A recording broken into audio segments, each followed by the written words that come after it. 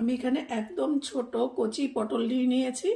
এগুলোকে আমি 3 খণ্ড করে কাটবো। যতটা ছোট করে কাটা যায় ততটা ভালো সিদ্ধ হবে। একদম কচি, এটা কিন্তু বেশি বড় বা পাকা পটল দিয়ে ভালো লাগে না। করা যায় অবশ্যই রান্নাটা, কিন্তু ভালো লাগে না। আমি কচি পটলগুলো একদম ছোট ছোট দেখে নিয়ে নিয়েছি। এবার এগুলোকে আমি কেটে নিয়ে ফিরে আসছি আপনাদের কাছে। আমি পটলগুলোকে এরকম ছোট ছোট পিস করে নিয়েছি। এবার নিয়ে নিচ্ছি একটা বাটি, বড় একটা বাটি। এর মধ্যে দিয়ে দেবো কেটে রাখা পটলগুলো। তার মধ্যে দিয়ে দেব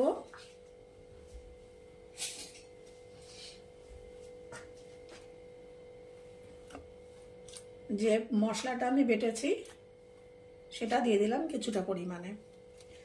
লবণ তো আমি আগেই দিয়েছি, তাও আমি দিয়ে দিলাম অল্প একটু লবণ। আর দিয়ে দিচ্ছি কিছু ছোট চিংড়ি মাছ,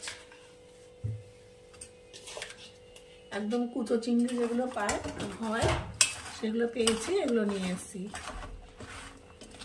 একসাথে মাখিয়ে রেখে দিলাম। লবণটা আমি এখনই দেবো না, যদি লাগে আবার পরে দেব।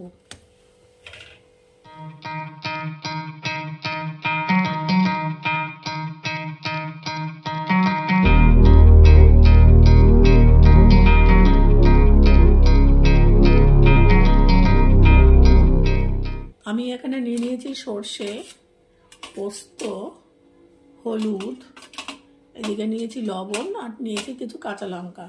এটাকে আমি একসঙ্গে পেস্ট করে আগের থেকে রেখে দেবো, তারপরে পরের প্রসেসে এগোবো। গ্যাসে কড়াই বসিয়ে দিয়েছি, দিয়ে দিলাম কিছুটা পরিমাণে সর্ষের তেল।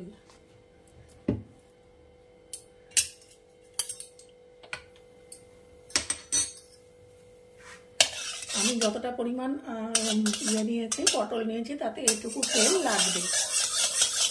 আপনাদের যদি সবজির পরিমাণ কম থাকে তাহলে আপনারা তেলটা অবশ্যই কম দেবেন।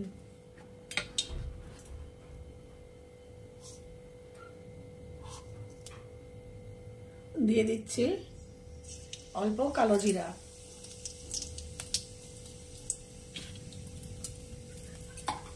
দিয়ে দিচ্ছি অল্প একটু জিরা। গ্যাসের ফ্লেমটা একটু কমিয়ে দেই। দিয়ে দিলাম অল্প একটু জিরা। এবারে দিয়ে দেব কেটে রাখা সামান্য একটু পেঁয়াজ কুচি। এখানে একটা ছোট পেঁয়াজে শুধু এইটুকু অংশ নিয়েছি, বেশি দেব না পেঁয়াজ।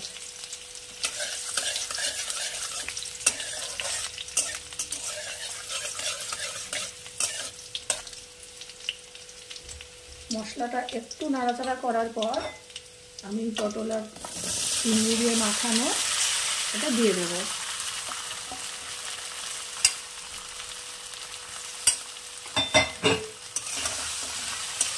একটু নাড়াচাড়া করে নেব।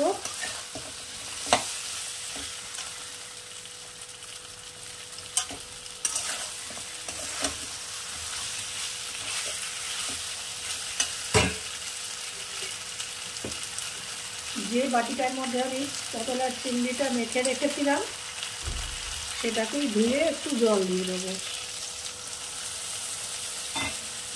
দিয়ে গ্যাসের ফ্লেমটা আমি একদম কমিয়ে দেব।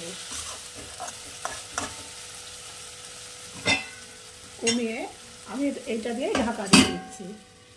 মিনিট 5 এরকম লো ফ্লেমে এটা রান্না হবে, তারপরে ফিরে আসছি আপনাদের কাছে।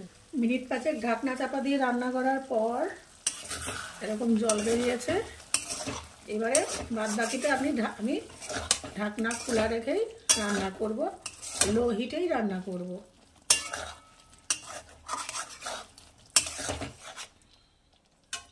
আবার মিনিট 5 লো হিটে রান্না করার পর আমি এবার ফিরে আসছি আপনাদের কাছে। কিছুক্ষণ রান্না করার পর এরকম ঝোলটা পুরো শুকিয়ে এসছে। আপনারা যদি মনে করেন এরকম গা মাখা খাবেন, এরকম গা মাখা রাখতে পারেন। আর যদি মনে করেন যে না একটু ঝোল খাবো, তো একটু ঝোল রাখতে পারেন। আচ্ছা, এখানে দিয়ে দেবো পরিমাণ মতো স্বাদ অনুযায়ী লবণ। লবণ কিন্তু আমি একদম প্রথমে অল্প দিয়েছিলাম। আপনারা এখানে লবণটা দেখে আপনাদের যদি প্রয়োজন হয় তাহলে সেই অনুযায়ী লবণটা দেবেন। সাথে দিয়ে দেবো একটু চিনি।